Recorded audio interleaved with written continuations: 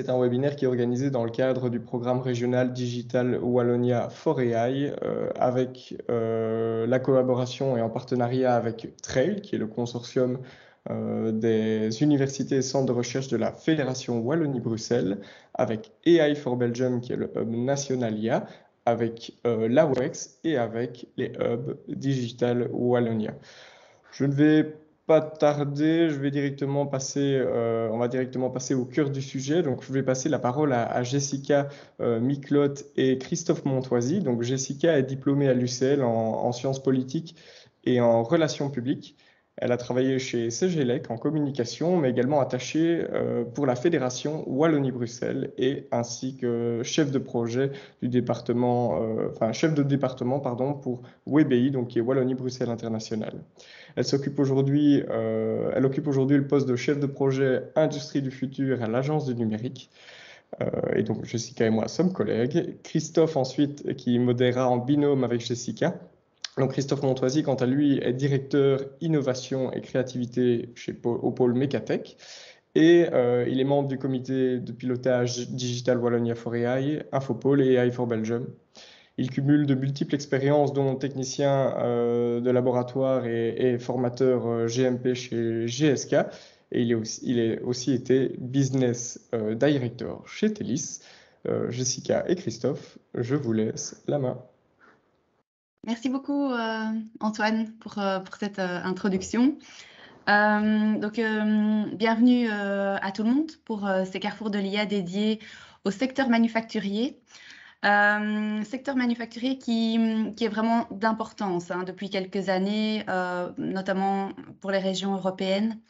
On le voit, il y a eu des investissements massifs et ça continue à travers différentes régions. Donc, pour vous citer quelques exemples, à travers les initiatives de relance en France, le gouvernement a investi plus de 140 millions d'euros en 2021 et a fourni une enveloppe supplémentaire de 100 000 euros pour 2022 afin que leurs entreprises manufacturières puissent déployer des technologies émergentes et surfer sur la vague de l'industrie 4.0. En Allemagne, bon là, voilà, le territoire par excellence où est vraiment né l'industrie, le concept de l'industrie 4.0. Ils ont investi plus de 670 millions d'euros à travers différentes initiatives sur le territoire. Et alors en Italie, ils ont établi un plan national de transition 4.0 qui pèse pas moins de 24 millions d'euros. Voilà, donc c'est dire comme ce secteur est vraiment très très important au niveau des politiques, en Wallonie également, puisque depuis 2020, il y a une véritable stratégie politique qui est prise au niveau du gouvernement wallon à travers ce qu'on appelle les ambitions industrie du futur. Et ici, dans le cadre du plan de relance wallon, nous avons une nouvelle enveloppe budgétaire qui va être débloquée à plus de 10 millions d'euros pour initier des actions au profit de nos 2200 entreprises manufacturières jusqu'en 2024. Alors, au niveau de l'intelligence artificielle, la Wallonie se positionne également, puisqu'elle investit massivement dans cette tendance technologique, au même titre que la Belgique dans son ensemble, les Pays-Bas et la France, qui, c'est vrai, ces trois pays sont un peu en retard par rapport à leurs équivalents mondiaux au niveau du déploiement et de l'adoption de certaines technologies émergentes, sauf au niveau de l'intelligence artificielle, l'IoT, le machine learning, où là, effectivement, les investissements sont plus importants que par rapport à d'autres régions mondiales. Alors, donc ici, l'animation, comme Antoine l'a dit, se fait en binôme, donc je vais laisser la parole à Christophe après cette introduction. Merci Jessica. Je vais prendre le relais justement sur ces notions d'investissement. Pourquoi c'est important d'investir à ce point dans le monde industriel? D'abord, il y a un enjeu économique, mais aussi un enjeu d'emploi, c'est de maintenir l'emploi localement, voire de le développer ou le redévelopper. Et peut-être une précision sur ce terme qu'on appelle industrie 4.0 ou industrie du futur, parce que souvent on l'emmène directement dans la technique, mais avant tout, moi je tiens à rappeler que si on fait ça, c'est pour rendre les entreprises plus agiles, plus résiliente, c'est-à-dire faire face aux crises. Et il y a des beaux exemples pendant la crise de sociétés qui ont pu pivoter très rapidement parce qu'elles étaient bien organisées, parce qu'elles avaient cette philosophie Industrie 4.0, mais aussi et surtout pour être plus rentables, ce qui est le nerf de la guerre. Et donc l'Industrie 4.0, c'est ça qu'on doit garder en tête, c'est comment rendre les entreprises plus agiles, plus résilientes, plus rentables. La technologie contribue, mais il n'y a pas que la technologie. Et ce qui est intéressant d'avoir un webinaire aujourd'hui sur l'IA et l'industrie du futur, c'est qu'en fait, l'IA est consommatrice de données. Et que donc, quand on peut traiter de l'IA dans une logique d'industrie du futur, ça veut dire qu'on est déjà en face d'une entreprise qui a fait un beau chemin sur le plan du numérique. Et donc, c'est vraiment quelque chose aussi à garder en tête. Quand j'interviens au niveau de l'IA, c'est de regarder ce qui s'est passé dans la chaîne amont. Parce que ça veut dire que normalement, il y a eu une logique d'IoT, il y a une logique de déploiement de logiciels, il y a une logique en principe également de cybersécurité, aussi sur le plan de la sécurité des données est très précautionneuse, qui peut parfois même être problématique en termes de flexibilité. Et donc, parler d'industrie 4.0, c'est aussi englober tout le champ du numérique, mais pas que, c'est tout ce qui est organisation, c'est tout ce qui est ressources humaines, changement de métier. Et donc voilà, je trouvais important de rappeler ces préalables.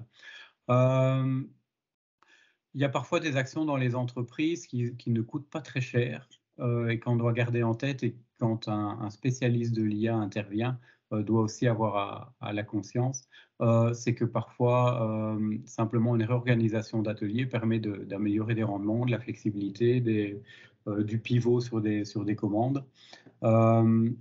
Et donc, n'oublions pas que la technique est au service de l'entreprise, et n'oublions pas que l'IA est un consommateur de données et qu'il y a plein de gens qui travaillent en amont, et donc il faut vraiment avoir une approche intégrée. Et tout ça pour dire qu'en fait, il y a un programme Industrie du futur que Jessica gère et qui rassemble un certain nombre d'acteurs, dont Cyrus fait partie d'ailleurs, et qu'au travers de ces actions, il y a vraiment une logique d'intégration au sens large, comme je viens de l'expliquer, à la fois des composantes humaines, des composantes organisationnelles et des composantes techniques. Et donc, chaque acteur qui agit au nom finalement de l'industrie du futur en Wallonie essaye de mettre en œuvre des actions qui vont prendre ces différentes dimensions et va amener progressivement les entreprises vers l'industrie du futur, parce que c'est un chemin, c'est vraiment quelque chose qui se fait progressivement. Et l'IA fait partie de ces dernières étapes, et donc, comme je l'ai dit tout à l'heure, quand on a en face de nous une société qui va implémenter de l'IA dans une logique industrie du futur, on peut déjà se dire qu'elle a fait un beau parcours. Voilà, maintenant, je vais donc passer la parole. Excuse-moi Christophe, je te coupe. Baptiste Fauzeprez a un petit problème de micro, apparemment, donc il a dû rebooter son ordinateur. Tu peux peut-être déjà faire... Je peux peut-être poser une question, Christophe. Ah, ok, oui. Oui. J'ai bien aimé ton introduction. Effectivement, la technologie est un moyen et pas une fin, donc c'est ça. J'aurais peut-être aussi ajouté, si tu es d'accord, le côté durabilité et circularité, hein, Oui. qui ne sont pas au départ dans l'industrie 4.0 au même niveau que les autres objectifs, mais qui de plus en plus, et on travaille ensemble avec Mecatech aussi sur le sujet. Si je peux me permettre, hein, si tu es d'accord, Tout à fait. de rajouter cet angle-là qui est aussi complémentaire à la digitalisation, etc., et qui se rejoint de plus en plus finalement. Oui. Et c'est vrai qu'il y a des actions qui sont mises en place spécifiquement autour de l'économie circulaire et de la gestion énergétique. Et en fait, à un moment donné, tout ça se rejoint et on doit justement en faire une seule et même logique, parce que l'industriel, quand on l'a en face de nous, il pense à tout cela en même temps. Lui, il ne séquence pas les choses, il les voit comme un tout. Donc c'est vrai que c'est une très bonne remarque. Donc je ne sais pas si je peux introduire maintenant Baptiste. Baptiste n'est visiblement toujours pas dans la salle. Marwen, tu peux peut-être prendre le relais. Donc Christophe, tu peux peut-être introduire Marwen pour le temps que Baptiste règle son problème. Marwen qui travaille chez Cyrus, il est Digital Project Manager, il a une expérience en IA et en IoT chez Cyrus. Il dispose d'un doctorat en robotique et mécatronique. Auparavant, il était chef de programme des nouvelles activités R&D et transformait les concepts en produits réalistes et en phase de développement. Marwen, il est passionné par les applications de l'IA. Il se concentre sur l'apprentissage profond, les applications de la science de données pour les systèmes intelligents, la mobilité, l'automobile, l'industrie 4.0. Voilà, et on a Jean-François qui l'accompagne, qui est responsable du business développement chez... Et maintenant, directeur Wallonie aussi. Exactement.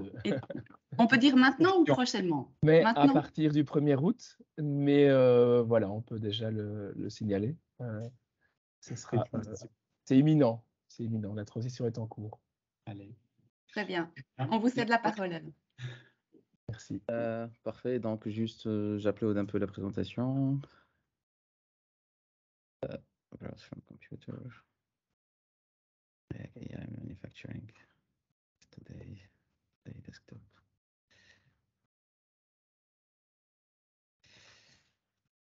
Vous pouvez toujours me confirmer si le contenu est en train de se charger. Pour l'instant, c'est toi qu'on voit, mais tu peux. Ça arrive. Ça arrive. Commencer. Hein. Ouais.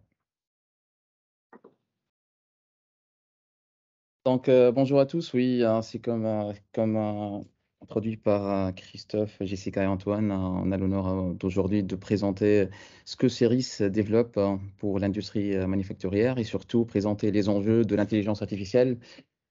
Un secteur, franchement, que c'est un secteur moteur du développement, mais par contre, en même temps, qui est soumis à plusieurs enjeux dans un contexte un peu wallon, voire national et international, et dont un peu l'accélération vers le digital et l'adoption des nouvelles technologies se fait à une vitesse un peu lente. Et du coup, aujourd'hui, on veut vous présenter ce qu'on fait en termes d'accompagnement, présenter les roadmaps, les défis et des cas concrets d'implémentation. Donc, pour dérouler cela, Il y a une question. Oui. Question. Oui, je vois une question de Elodie. Oui, bonjour, excusez-moi, j'avais juste... Non, j'ai juste mis un petit message là, si vous pouvez regarder. On n'entend pas très bien, je suis désolé. Oui, mais donc je réagis, je me permets de répondre. Par rapport à votre question dans le chat, oui, la session ici est en cours d'enregistrement et Antoine, mon collègue, diffusera ce replay sur la plateforme Digital Wallonia. Donc c'est tout à fait possible de revoir ce webinaire par la suite. D'accord. Et la présentation aussi? Et les présentations, Antoine, elles seront diffusées aussi, enfin si les orateurs le veulent bien. Pardon. Je ne les partage pas, mais elles sont évidemment du coup accessibles directement dans la rediffusion web. Je vous propose de poser vos questions à la fin des présentations, si ça va pour vous dans le chat. Merci. On peut la fournir à la demande. Tout à fait. Ok. Donc, je reprends la main. Vas-y, de toute façon, il faut qu'on avance, je pense, Marwan. Du coup, oui, tout à fait. Au niveau sommaire, on va commencer par une présentation de CERIS qui sera assurée par Jean-François. Après, je parlais des LIA, Digital Use Cases, ou bien des cas d'utilisation dans l'industrie manufacturière. Je présente un peu les projets et les challenges qui ont été un peu soulevés chez CERIS. Et si on parle projet aussi, il y a le projet européen, des projets aussi, on va dire, nationaux, des projets régionaux. Et en final, on va conclure ensemble et donner des use cases. Donc, on ne va pas passer trop de temps sur... Donc, c'est à toi, CERIS, comme vous savez, a été créé il y a 70 ans par Agoria. Donc, on est une organisation sans but lucratif. On est certifié ISO, donc plus de 70 ans d'existence. Et on ne revendique pas l'IP qui reste dans les sociétés. Donc, chaque année, nous avons 1500 clients que nous servons, je vais dire, avec juste pour terminer, certains taux de satisfaction. Donc, nous sommes présents en Belgique sur une dizaine de sites aujourd'hui. Vous voyez la carte, on a effectivement une bonne présence en Flandre et pourtant les deux plus grands sites sont en Wallonie, donc c'est important de le signaler. Et on continue maintenant à se rapprocher des écosystèmes, je vais dire, les plus importants en Wallonie, puisque on vient récemment d'ouvrir aussi un bureau dans Luxembourg, donc sur le site d'Idelux Galaxia. Et on a pour ambition aussi d'avoir une présence à Louvain-la-Neuve. Donc, le fait qu'on ait été créé par Agoria est important aussi pour nous parce qu'on s'en rapproche, c'est-à-dire que les secteurs couverts par cette fédération sont pour nous très importants et font partie du cœur de notre mission. Quand on fait des projets, on a toujours pour objectif, au final, d'être le centre de recherche collectif pour cette industrie-là. Tu peux aller plus loin. Donc, dans le slide suivant, on voit qu'on a, pour donner une idée, quelques chiffres, 150 experts technologiques au service des entreprises dans pas mal de domaines. C'est intéressant de savoir qu'on est aussi une société, un centre de recherche avec des cotisants. On a 2500 membres répartis partout dans les 3 régions. On travaille aussi beaucoup en réseau et je vois ici dans les participants certains de nos partenaires, que ce soit des PME, grandes entreprises, universités et autres centres de recherche. Et puis aussi qui prendra la parole, avec qui on a toujours plaisir de travailler, par exemple, et aussi les institutionnels comme la région wallonne, l'ADN, etc. Et nous avons aussi la chance, nous avons investi dans pas mal d'infrastructures qui sont concentrées ou organisées autour de 8 grands labos high-tech. Ils sont donc présentés ici dans ce slide. On ne va pas passer trop de temps là-dessus. Comme vous voyez en haut à droite, on a d'ailleurs un laboratoire orienté autour de l'intelligence artificielle. Les autres labos, je me ferai un plaisir de vous les visiter, faire visiter à la demande, mais ont en tout cas comme point commun le fait d'être vraiment très industriel. La majorité finalement en lien avec l'industrie 4.0, un thème pertinent aujourd'hui, et souvent des technologies avancées, répartis donc avec 2 grands sites, comme je disais, un à Seraing et un dans la région de Charleroi. Dans le slide suivant, sans aller trop dans le détail, on explique que nous avons organisé nos domaines d'activité, nos domaines de compétences dans 3 grandes lignes. Le produit du futur, l'usine du futur, et alors la digitalisation et le business model du futur. Et c'est dans ce cadre-là que ces activités aujourd'hui sont présentées, et c'est dans cette équipe-là que Marwan, d'ailleurs, a ses activités. Et Marwan, je te repasse la main pour cette présentation. Parfait, Jean-François, très bon timing. Donc, du coup, en fait, donc, j'itère sur un peu du plus de concret au niveau de l'adoption de l'IA et de la digitalisation et l'IoT dans notre, on va dire, industrie, disons, on va dire, des labos internes, ce qu'on considère comme vraiment un bon échantillon de l'industrie réelle. Mais j'aime bien aussi commencer avant tout, c'est pour un peu mettre les choses au clair. C'est sur un bouquin que j'aime bien, c'est que c'est The World of Flat. Je pense que pas mal de personnes peut-être le connaissent, c'est de Thomas Friedman. Et il expose un peu le souci, c'est qu'aujourd'hui, dans un contexte de globalisation et de mondialisation, il y a tellement de la concurrence, il y a tellement de la technologie qui, on va dire, qui s'applique. Lui, il a exposé le cas des États-Unis pour le transfert de l'industrie manufacturière en masse vers la Chine et pourquoi ils ont perdu la main là-dessus.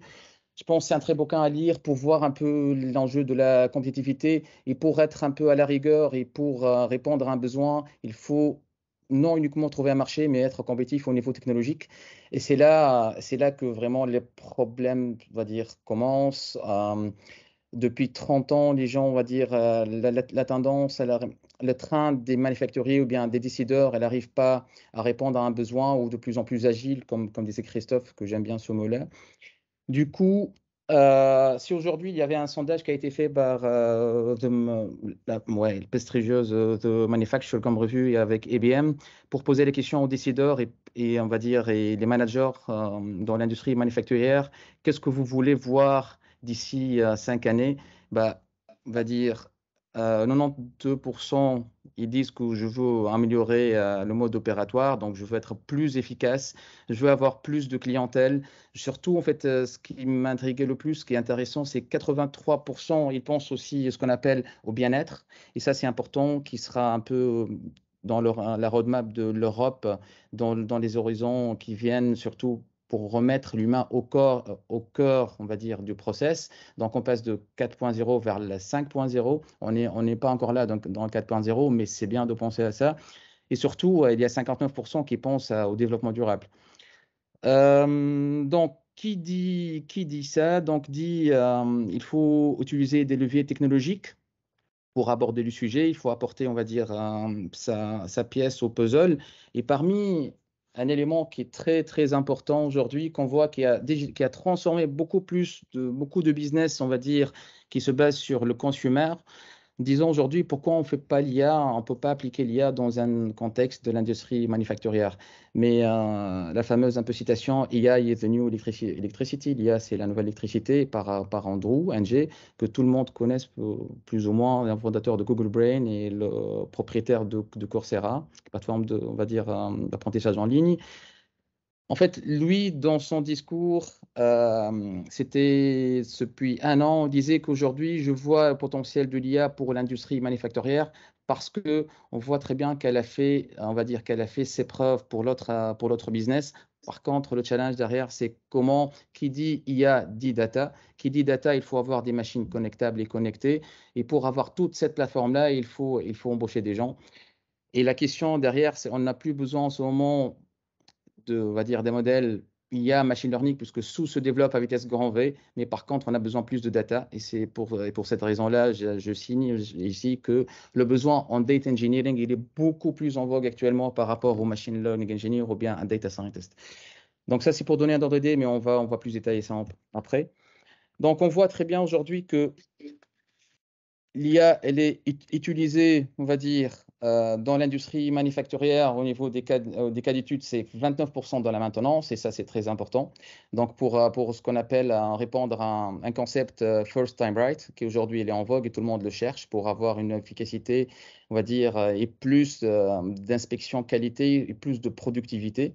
Et surtout, il y a la partie quality check, ou bien on va dire c'est la partie qualitative du process, qu'aujourd'hui, elle reste malheureusement soumise à des process un peu, comme on dit en anglais, outdated. Je ne peux pas traduire arriéré ou bien un peu disons, pas vraiment alignée avec l'état de l'art, et surtout, elle est soumise un peu à l'expertise humaine à 100%. Aujourd'hui, nous, on veut semi-automatiser, c'est-à-dire une partie qui peut être checkée par l'opérateur humain et l'autre partie qui peut être checkée par la machine pour avoir une IA de confiance.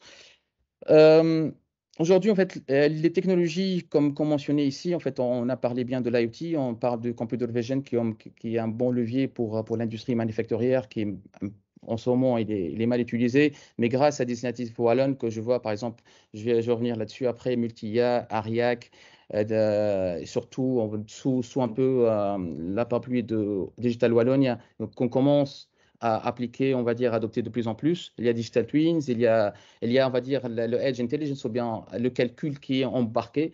Aujourd'hui, il y a la question de souveraineté, est-ce qu'on fait ça en cloud ou bien on fait de manière embarquée? Qui dit embarqué, il faut avoir des algorithmes légers. Qui dit algorithmes légers, il faut avoir des chercheurs qui travaillent vraiment sur une thématique bien spécifique avec l'expertise humaine de l'opérateur derrière. Donc, cela va me permettre aussi à dire que ce qu'on veut, c'est bien, mais la réalité, elle est loin, on va dire, elle est loin du cas, on va dire, idéal, puisqu'aujourd'hui, le fameux majeur le phénomène majeur que j'ai constaté lors de mon expérience professionnelle, c'est que on n'arrive pas à créer on va dire, un bon business case utile qui va créer de la valeur. Et il ne faut pas s'embarquer dans ce qu'on appelle le hype de l'IA. L'IA, c'est bien, mais si l'IA n'est pas appliquée convenablement pour répondre à un besoin spécifique et créer de la valeur derrière, ça, vraiment, on risque de dépenser beaucoup d'argent pour rien. Et c'est dans ce concept-là que nous, on veut recadrer les choses et montrer via ces risques qu'on est là. On veut accompagner les industriels. On montre des cas réels. On vous montre un peu la chaîne de production et de déploiement, et que vous pouvez prendre nos briques après pour les exploiter après. Donc, pour ça, on est entre creating suitable business case, on va faire des training costs ou bien réduire les coûts, on va dire, de prototypage, et surtout en faire des pilotes ensemble avec les entreprises. Comme j'ai mentionné tout à l'heure, c'est qu'aujourd'hui, notre rôle, et Jean-François l'a bien indiqué au départ, c'est nous, on commence par identifier un challenge collectif. Je pense l'industrie manufacturière, l'industrie 4.0, peut-être plus tard, on va parler de 5.0 dans un autre webinaire. C'est vraiment, c'est un must-have, comme on dit en anglais. Il faut l'avoir. Donc, pour identifier un challenge collectif, donc, on va voir au niveau mapping régional, les entreprises qui sont intéressées par rapport et c'est quoi leur challenge. Donc, on va faire dans une basket business. On va soulever leurs points critiques ou bien les pain points. Une fois qu'on a là, on va développer une démarche ensemble. On va développer des briques technologiques. Une fois qu'on a développé en interne, nous, on vous montre un peu comment on peut digitaliser, qu'on peut en rendre vos sites beaucoup plus productifs et qui répondent à un besoin concret. Et à la fin, on peut faire un transfert technologique comme disait Jean-François. L'IP, ce qui est bien, c'est nous, en fait, on n'est pas les propriétaires à la fin, donc on fait des transferts de l'IP vers les entreprises dans une approche purement gagnant-gagnant. Donc, pour faire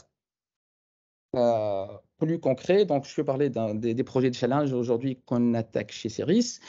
Aujourd'hui, en fait, on a identifié trois cas de figure. En fait, la première, c'est que c'est la fabrication additive, qui est un sujet très très chaud actuellement. Tout le monde il veut se pencher vers la fabrication additive ou ce qu'on appelle en anglais additive manufacturing, parce qu'aujourd'hui, ou tout simplement l'impression 3D pour rendre un peu simple les choses. La challenge derrière, c'est vraiment le process pour faire une pièce de toute géométrie, une pièce, on va dire, en one shot, en une seule on va dire, job d'usinage. C'est pas si évident que ça, c'est loin du cas, je vais présenter pourquoi. Après, on a un deuxième cas d'école, c'est on va dire, c'est le Product Development Hub et surtout l'industrie d'injection plastique. Ça, c'est aussi c'est d'actualité en Wallonie. Et troisièmement, je pense, on va aussi vous parler des démonstrateurs qui sont en train de déployer chez Assisca à Charleroi.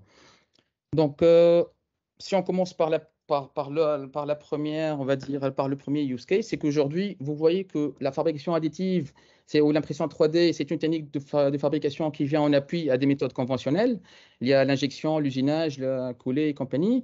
Mais par contre, elle apporte une certaine liberté de design. Et cette liberté de design, donc, induit à on va dire, on peut faire n'importe quelle géométrie qu'on veut. Mais le principe, c'est de fabriquer des pièces en empilement de couches. C'est comme un peu les RM.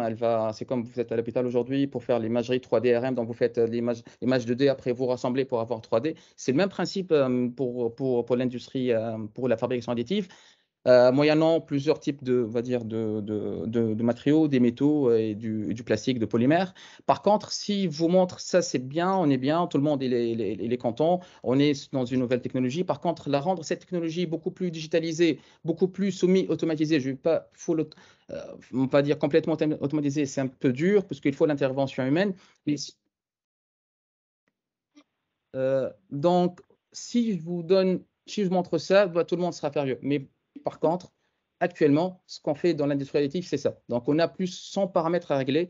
Donc, 100 paramètres entre le modèle, entre le pre-processing, le check qualité et tout ce qui est genre derrière, c'est que vraiment, c'est un travail de longue haleine. Cela dit, aujourd'hui, pour quelqu'un qui veut faire une pièce, il a besoin entre 1 mois et 6 mois, rien que pour les design of experiment et pour calibrer sa machine afin de produire les bonnes pièces. Donc, pour nous, dans notre fait, c'est un enjeu majeur et on peut, via l'IA et via la digitalisation, réduire ce temps-là. Et si on réduit ce temps-là en local, donc on va rendre nos entreprises beaucoup plus compétitives. Et sous le slogan global que j'aime bien, c'est Make Wallonia Undersea Great Again. Donc, pour faire cela, on a besoin d'abord, nous, on part d'une machine qui est là. Vous voyez la SLM, par exemple, il y a beaucoup, ça travaille avec SLM 250 et 280, avec de types de matériel, ou bien des métaux, ou bien de la poudre, pour faire simple. Aujourd'hui, nous, en fait, on a implanté toute cette pipeline-là afin d'abord de générer de la data pour voir qu'est-ce qui se passe exactement au niveau process et après avoir une représentation numérique et smart de ce que vous avez vu avant au niveau du diagramme d'Ishikawa.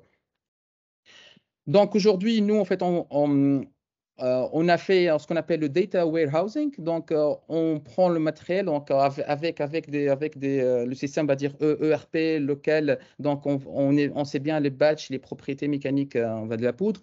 On est en train aussi de modéliser, on va dire, faire un jumelage numérique ou digital twin de la machine au cours de son fonctionnement. Grâce, on va dire, à des capteurs et à des, on va dire, des API qui nous permettent de dialoguer avec une base SQL Postgres. Je ne vais pas très entrer en détail, mais on a une base SQL qui regroupe toutes les données qui sont générées par la machine. Avec ça, on fait de l'inspection qualité derrière. Donc, donc on a des jobs, on va environ 1000 jobs, voire 1000 plus de jobs qu'on a. Et chaque job, il a, on va dire, plusieurs couches. Et pour ces jobs-là, on est en train de tout digitaliser et tout concentrer sur la même base de données. Et à la fin, ce qu'on veut faire, c'est que représenter ce qui se passe en réalité pour un job de point A, de point A de A à Z, donc de la modélisation jusqu'à la conception, jusqu'à l'inspection à qualité. On représente ça de manière digitale et on voit que des chiffres avec l'expertise humaine. Donc aujourd'hui, il y a deux challenges, comme j'ai expliqué. Il y a challenge aussi la partie data. Donc on veut bien vous superviser la machine le long de son fonctionnement pour réaliser des tâches. Et en même temps, ce qui est important, c'est l'inspection qualité. Aujourd'hui, on s'est dit que l'inspection qualité, on peut faire en deux phases. Il y a la phase machine aussi, donc ce qu'on appelle le Health States Monitoring de la machine. Et en même temps, c'est ce qui est important à la fin. Mais toujours, malheureusement, c'est ça, la chaîne de la valeur, elle est bien, mais toujours, on voit le dernier maillon. Le dernier maillon, c'est nous, c'est la pièce. Qui dit pièce dit une inspection primaire visuellement. Mais aujourd'hui, on sait bien que les technologies de vision, ils sont très développées. Avec une expertise, on sait bien un peu le use case, on peut définir des KPI qui nous permettent en one shot de voir si la pièce elle est bonne et mauvaise. Et si elle est mauvaise, c'est quoi les causes derrière, et afin de reconstruire une cartographie d'erreurs. Aujourd'hui, les industriels nous ont fait exprimer qu'ils ont besoin de cette cartographie. Et nous, on travaille avec l'approche vision afin de leur fournir un modèle qui est fiable, qui répond à leurs attentes et surtout, il peut être embarquable, on va dire, dans la machine, qui est embarquable, donc on n'est pas très lourd en termes de complexité et surtout qu'il peut tourner, on va dire, avec des CPU. On va pas parler des GPU, parce qu'aujourd'hui, faire un GPU dans l'industrie manufacturière, c'est vraiment, on est loin de ça. Donc, du coup, nous, on s'est dit que avec l'équipe de chez Ceris, c'est dit qu'aujourd'hui, par exemple, on a pris le premier use case, parce qu'il y a 3 ou 4 use cases. Le premier use case, c'est comment on peut faire l'inspection qualité et qui sont les paramètres qui influencent la qualité finale du produit. Et un paramètre qui est vraiment, pour nous, il était un peu au départ très minime, mais on s'est rendu compte, c'est la distribution de la poudre dans la machine. Elle influe de manière très considérable, on va dire la qualité finale ou bien d'une forme géométrique voulue. Donc aujourd'hui, au niveau job, par exemple, comme je parlais de job, donc on parle des jobs, on parle des pièces qu'on est en train de fabriquer. On a 1000 plus jobs, ça vraiment, on est dans un contexte big data. Et chaque job, il comporte, comme je vous ai expliqué tout à l'heure, c'est pour faire, on va dire, une pièce, il faut adopter ce qu'on appelle le concept multicouche. Donc, chaque couche a l'épaisseur entre 30 et 200 microns. Et imaginez aujourd'hui, on a entre 400 et 5000 images par job. Donc, en total, on est vraiment dans 10 millions, vers plus d'images qu'on doit les annoter.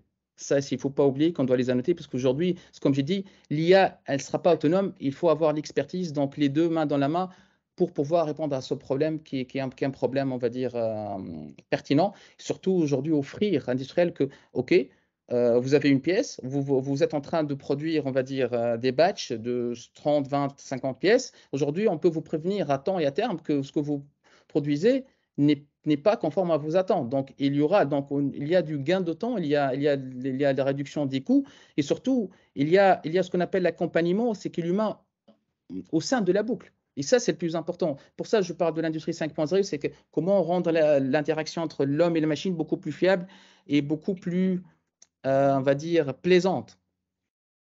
Donc aujourd'hui, comme vous voyez là, enfin, moi, j'ai fait exprès des exemples où on peut dévier de process. Et imaginez aujourd'hui, vous avez, on va dire, un job qui a 2580 couches ou bien, on va dire, 2600 couches.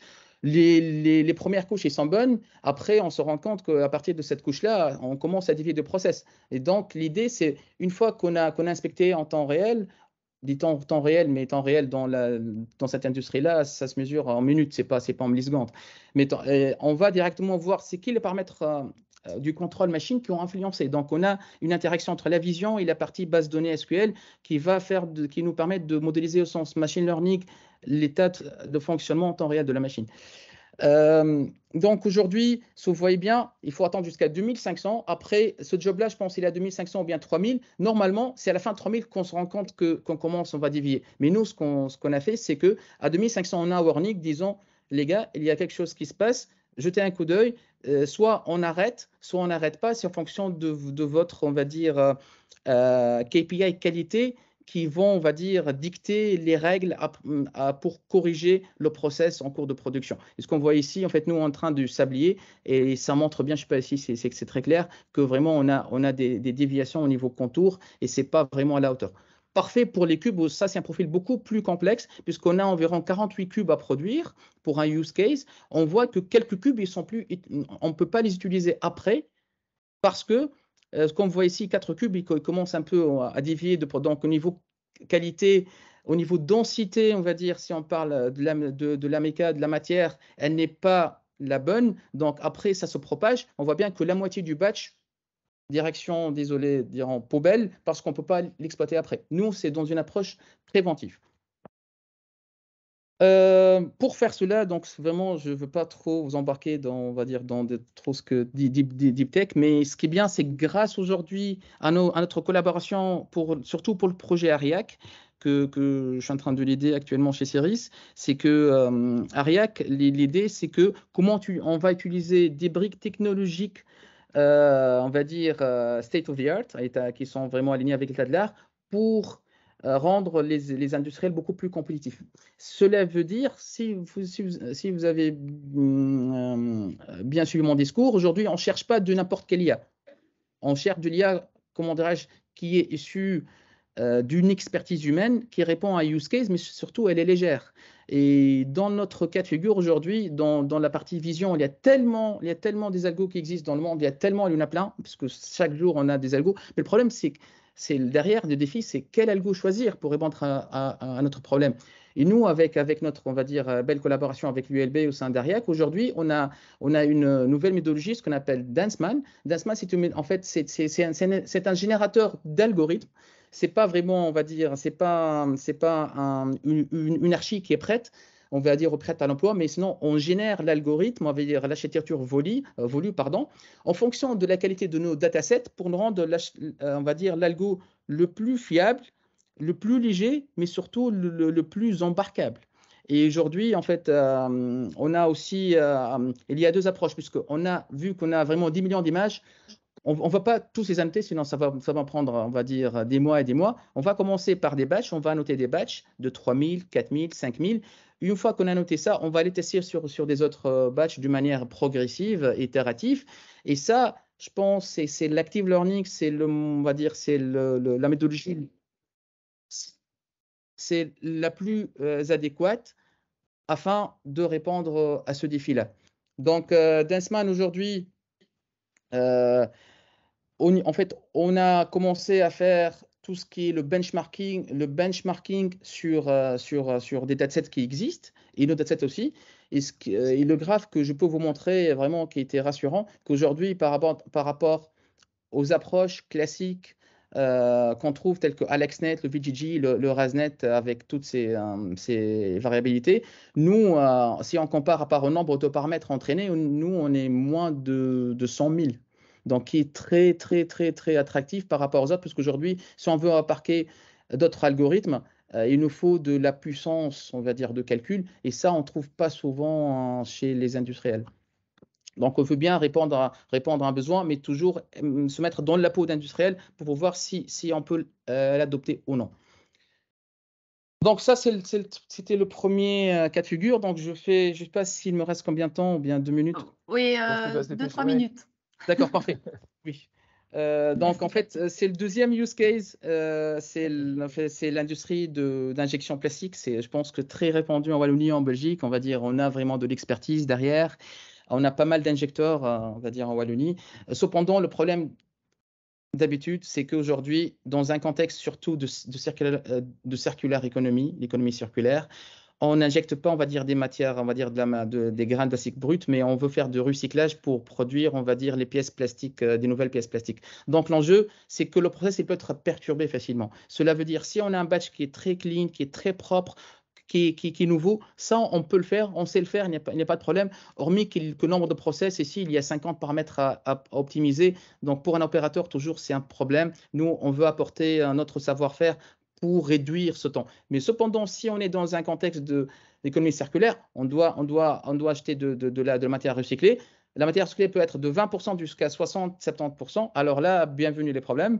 Et là, l'IA, elle répond parfaitement à ce défi-là pour pouvoir s'adapter à ces nouveaux process et apporter, on va dire, la calibration en paramètres en temps réel. Pour faire cela, il faut, comme disait Christophe tout à l'heure, j'aime bien, on va dire, son discours, c'est qu'il faut digitaliser. Aujourd'hui, malheureusement, on n'est pas encore là. Il y a des machines qui sont connectées, il y a des machines qui ne sont pas connectables, il faut les connecter. Il y a des machines qui sont connectables, mais ils ne sont pas connectées malheureusement. Et donc, nous, on veut vraiment utiliser le potentiel, on va dire à 100% le potentiel qui existe pour extraire tous les paramètres, l'inspection qualité, la calibration et mettre tout ça dans une moulinette afin de produire, on va dire, le produit voulu. Donc aujourd'hui, je ne vais pas très entrer en détail. Nous, ce qu'on a développé en interne, c'est une architecture IoT assez complexe, donc qui englobe des paramètres internes et externes, on va dire, puisqu'au niveau de la machine, plus des externes tels que, on va dire, la mesure de la température, de la pression, la mesure environnementale, puisque ça peut influencer la qualité du plastique. Et surtout, comment on peut tout stocker dans une base de données interne. Donc tout ce que vous voyez là, ça, ce qu'on a implémenté, ça nous a pris un temps quand même considérable, mais on a aujourd'hui le savoir-faire de pouvoir connecter une machine et extraire les données. Qui dit extraire, donc l'extraction de données, c'est la première étape. La deuxième étape, il y a tout ce qui est la partie IA. Donc la partie IA. Marwan, je crois qu'on doit malheureusement céder tout doucement la parole. Hein. Oui, donc je vais parler après. Donc on a multi-IA qui répond, on va dire, à l'intégration à l'IA pour l'industrie plastique.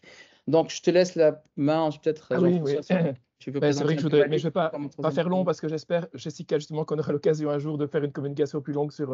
Je vais juste lâcher le nom. Donc Wallub, c'est un projet européen qu'on a soumis, qui serait cofinancé par la RHVN d'ailleurs à Digital Europe, dont l'objectif est d'être un one-stop shop pour les entreprises du manufacturier et de la supply chain et assimiler. Justement, l'AI est une technologie clé et le but, c'est de les aider de leur transformation digitale. On attend la réponse de l'Europe incessamment sous peu et ce qu'on espère, c'est qu'on pourra recommuniquer sur ce projet un jour et donc le nom, c'est WallHub, Digital Innovation Hub. Donc je pense après on va aller vers la conclusion. Vas-y, c'est important. Ouais, donc juste je prends 30 secondes. Aujourd'hui, moi j'ai fait un petit roadmap pour on va dire les bénéfices d'une digitalisation en industrie manufacturière. Comme tout le monde savait, on va réduire, on va dire, ce qu'on appelle le time to market, ou bien le temps jusqu'au marché. Surtout, il y a la partie sécurité, on va dire, de l'opérateur, et ça, c'est très important. Aujourd'hui, avec une bonne interaction en machine, on peut savoir des warnings, on peut éviter les burn-out, on peut éviter, on va dire, la demande plus en calibration qui change d'un batch à un autre, d'une production à une autre. Il y a partie, on va dire, ce qu'on appelle la réduction de cost of poor quality, ou bien le coût de mauvaise qualité. Ça bouffe aussi un peu le budget des industriels, puisque 10 à 15% en moyenne, ils partent directement vers la mitigation de ce risque-là, et ça réduit un peu l'OPEX et le CAPEX en même temps. Donc, ça a un besoin en business, il est important.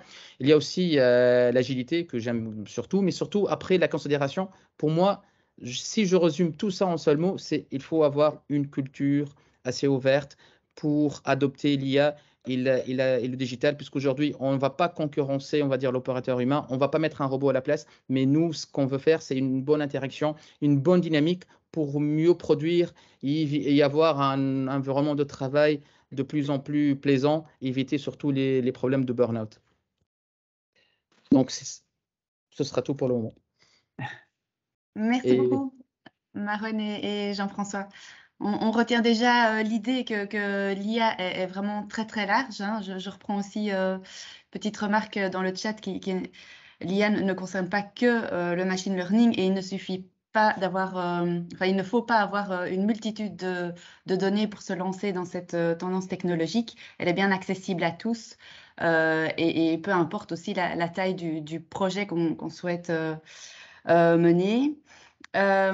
Christophe, je te laisse la parole pour introduire le second orateur. Ok, merci. Donc pour le second cas qui est présenté ici, c'est la société Pépite. Et donc on a Baptiste Fossepré, qui est avec nous aujourd'hui, qui est directeur général de Pépite depuis septembre 2021. Il est ingénieur de formation. Et alors, il a passé sa carrière dans différentes industries, l'objectif étant de faire le pont entre la technologie et les besoins. Or, Marouane vient de nous dire à quel point il fallait être centré sur les besoins.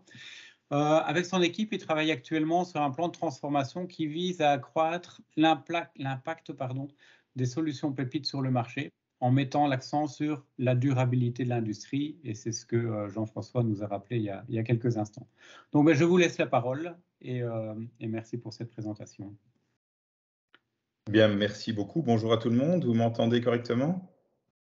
Parfait, c'est une bonne nouvelle. Et merci aussi pour la flexibilité en ayant permis ici de changer un petit peu le timing. Effectivement, j'ai eu un petit problème technique au début, au démarrage, mais je pense qu'on y est. Est-ce que vous voyez mon écran? C'est bon. C'est parfait. Oui, c'est très bien. Eh ben, merci en tout cas pour cette introduction. Je pense effectivement qu'elle est tout à fait en ligne avec ce qu'on cherche à faire chez Pépite. C'est véritablement, comme le titre le montre ici, c'est vraiment avoir un impact au niveau de nos solutions par rapport au métier de nos clients. Et donc par rapport à tout ce que Marouane vient de présenter avec énormément d'enthousiasme, j'ai pris toute une série de notes. Je pense qu'on se retrouve énormément dans tous les points qui ont été avancés. Bon, avec la différence, bien entendu, que nous, étant une société commerciale, notre métier, pour dire les choses de manière extrêmement simple, il est de vraiment pouvoir permettre de trouver un case, un business case, Marouane l'a bien souligné, qui justifie le fait que nos clients utilisent nos outils. Voilà, c'est aussi simple que ça. Et donc concrètement, nous, ce qu'on voit, parce qu'en prenant un peu de recul, quand on parle toujours de l'industrie, c'est quand même un élément dans notre économie qui a un impact qui est loin d'être négligeable sur notre environnement. On nous annonce des températures caniculaires dans les jours qui viennent. Ne pas faire le lien avec ce qui se passe au niveau climatique, je pense, serait de la politique de l'autruche. Donc concrètement, nous ce qu'on pense au niveau de Pépite, c'est que l'industrie a vraiment une responsabilité. On le sait, tous les chiffres le montrent, que le pourcentage qui sont liés aux émissions de gaz à effet de serre, pour ne prendre que cela, au niveau industriel, représente de l'ordre de 27-29% en fonction des chiffres. Et que donc, en étant sur ce chemin d'être au niveau environnemental des plus responsables, nous, on est d'avis que la première étape, finalement, est de travailler sur son efficience. C'est un point que Marouane a bien soulevé. 92% des décideurs pensent que leur efficience opérationnelle est un élément qui est hyper important. On retrouve effectivement, dans tous les cas d'usage qu'on peut avoir avec l'ensemble de nos clients, on retrouve un besoin d'aller vers cette efficience, et on est tout à fait d'avis que cette efficience va faire en sorte qu'on va utiliser de manière plus responsable les matières premières et l'énergie. Donc nous, notre focus, il est, et ça c'est vraiment super important, c'est de travailler sur des problèmes concrets.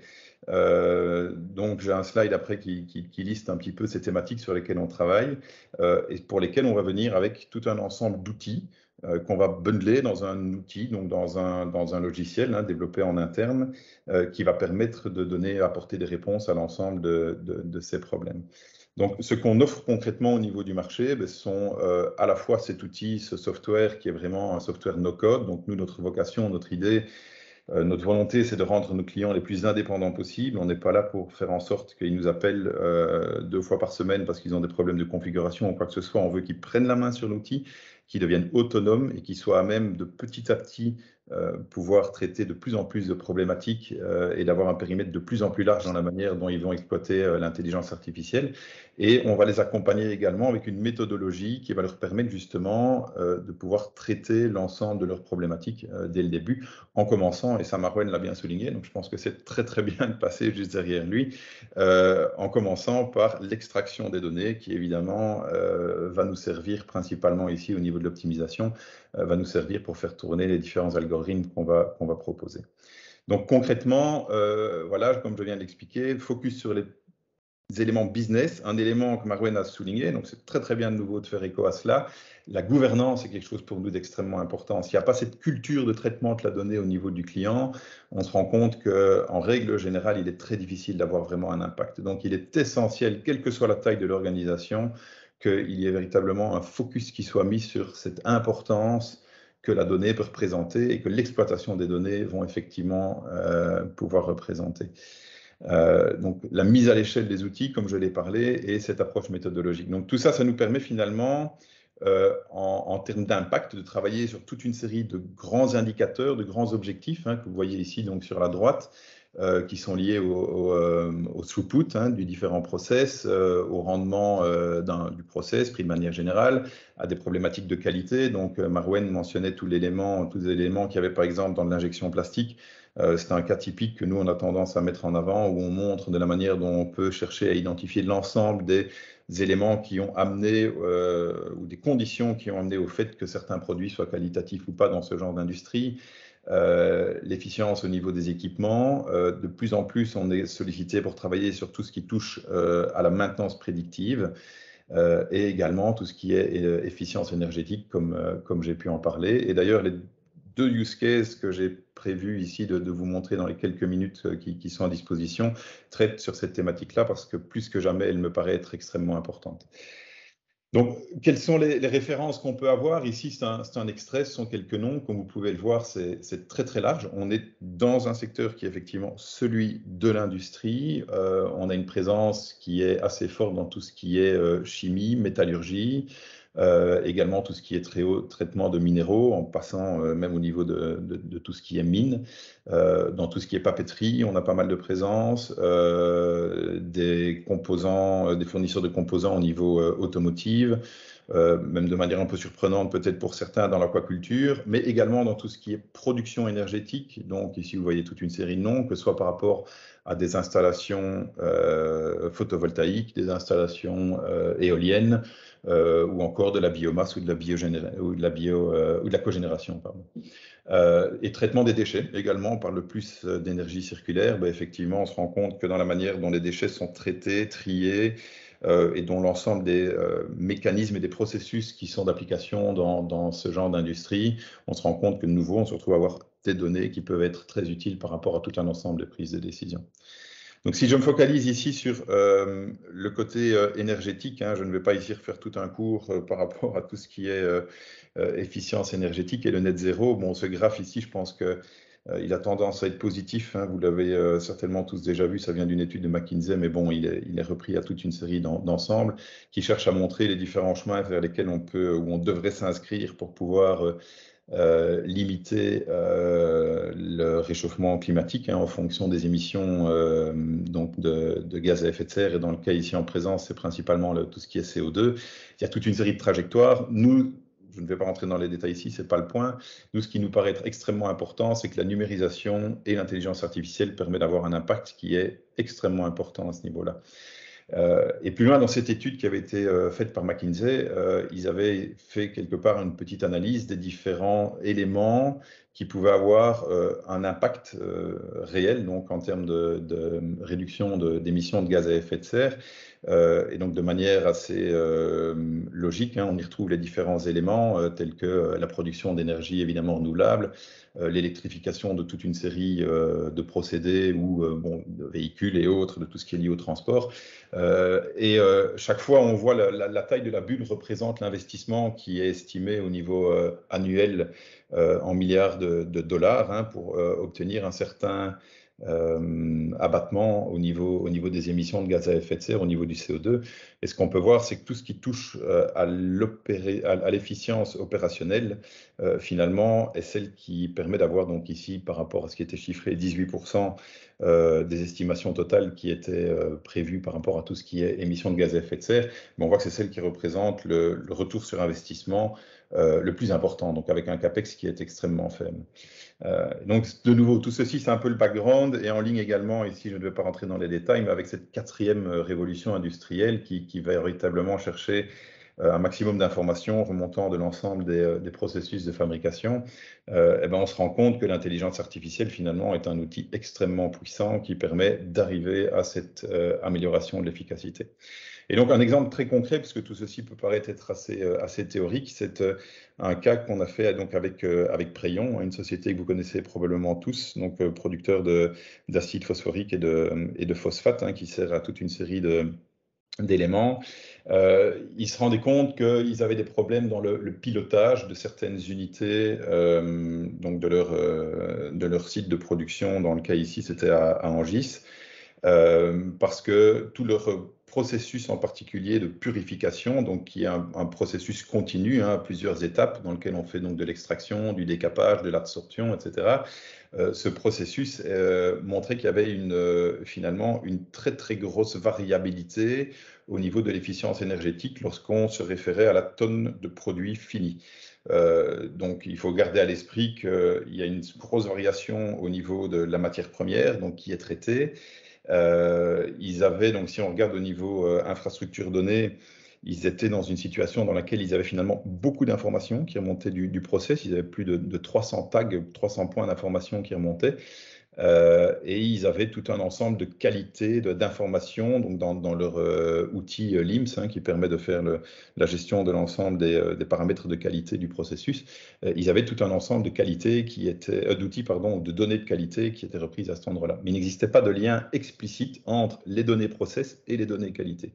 Et donc, typiquement, pour nous, cela constitue, face à un use case, je reviens de nouveau à ça, qui est potentiellement très intéressant, parce qu'on a la possibilité véritablement d'aller rechercher dans tout un historique de données pour pouvoir identifier ce qui, dans le passé, a pu se passer de manière incorrecte, et de pouvoir en arriver à déterminer à ce moment-là, dans une situation en temps réel, quels sont les indicateurs qui doivent être pris en compte pour pouvoir donner de la guidance et des informations aux opérateurs pour être certains d'être en permanence sur leur point d'opération optimum.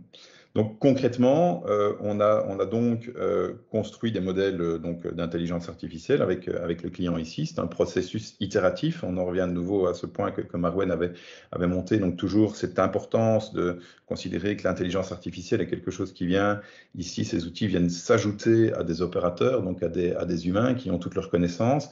Et donc ce processus itératif cherchait véritablement, dans une première phase exploratoire, de pouvoir comprendre mieux le processus et sur base des données, de pouvoir identifier grâce aux opérateurs quelles sont effectivement toutes les causes d'erreurs qui potentiellement ont pu amener à avoir des problèmes ou une variation au niveau de la productivité.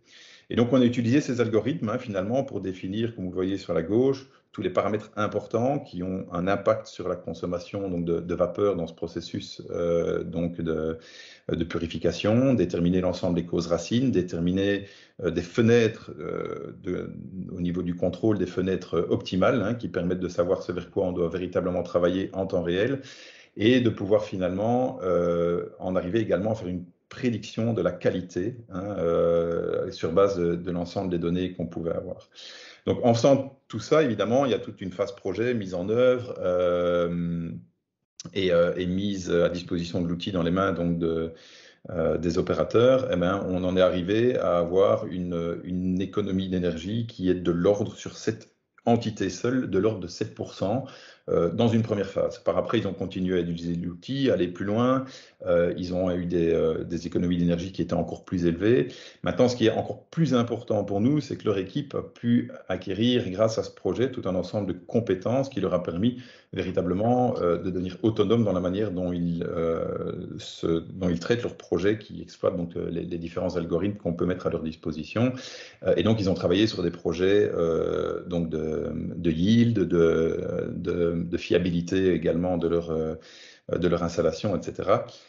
Et ça a vraiment amené, c'est vraiment un client avec lequel on adore travailler, parce que ça a vraiment amené un changement de culture très très fort chez eux.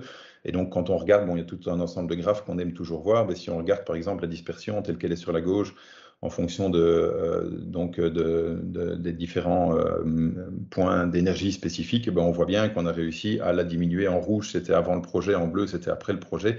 On voit très très bien l'impact que le projet a pu avoir en termes de dispersion, de répartition et en termes également d'utilisation. Donc ça, c'est un cas vraiment très concret qui montre à quel point finalement, en traitant le projet dans son ensemble, on arrive à avoir des impacts qui sont significatifs. Et le deuxième point que j'aurais voulu aborder, ici, c'est un cas un petit peu différent, puisqu'on n'est pas dans une logique de réduction de consommation énergétique par rapport à un processus qui était installé, sur lequel il y avait toute une série de problèmes, mais on est dans le cadre d'une usine finalement de production biomasse, sur base de biomasse. Et l'idée, c'était d'optimiser ici l'efficacité donc de la chaudière de ce site. Donc, il s'agit de To Valorize, hein, qui est donc cette société belge. Ils sont basés à Hamel, également en Flandre, à Ham, si je ne dis pas de bêtises. Donc, ils traitent finalement sur une base annuelle l'équivalent de 140 000 tonnes de déchets, hein, principalement biomasse venant donc de toute une série de sources, ce qui permet de produire au total 61 gigawattheures sur base annuelle. Et donc, To Valorize s'est rendu compte qu'il y avait toute une série de problématiques donc, au niveau de leur chaudière, hein, donc, qui montraient qu'il y avait des performances qui étaient loin d'être optimales. Eh bien, le modèle qu'on a pu construire grâce à eux, suivant la même méthodologie que celle qui avait été appliquée pour Preyon, qu'on applique finalement pour l'ensemble de nos clients, a permis finalement de pouvoir servir d'outil de support à la décision par rapport à tout un ensemble de décisions qui doivent être prises pour mettre vraiment le set point de la chaudière en temps réel. Donc, ce qui est intéressant, c'est qu'on voit ici un dashboard.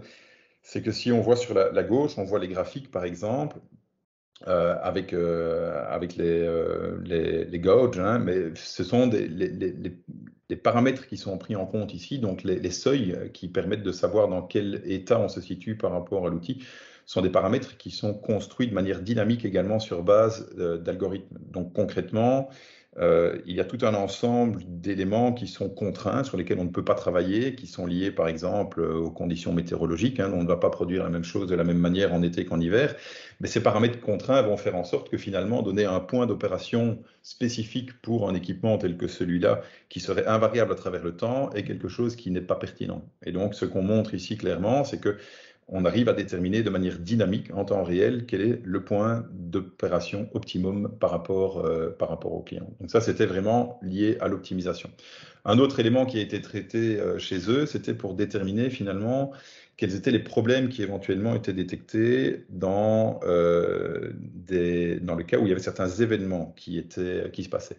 Et donc, ce qu'on voit ici, c'est qu'un des indicateurs qui était pris en compte était l'indicateur lié à tout ce qui est la qualité ici, hein, au comportement. Et on voit ici tout un graphe qui montre qu'à un certain moment, il y a eu une action en termes de maintenance qui a été effectuée.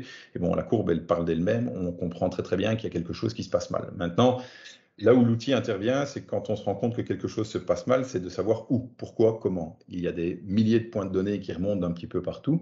Et donc, c'est là justement qu'on exploite la puissance de l'intelligence artificielle. C'est qu'on arrive à déterminer quels sont les paramètres impactants les plus importants pour véritablement chercher à comprendre ce qu'il en est. Donc, c'est ce qu'on a sur la gauche, hein, on voit la liste de tous les paramètres et on arrive à déterminer là où on arrive à trouver ceux qui sont les plus importants.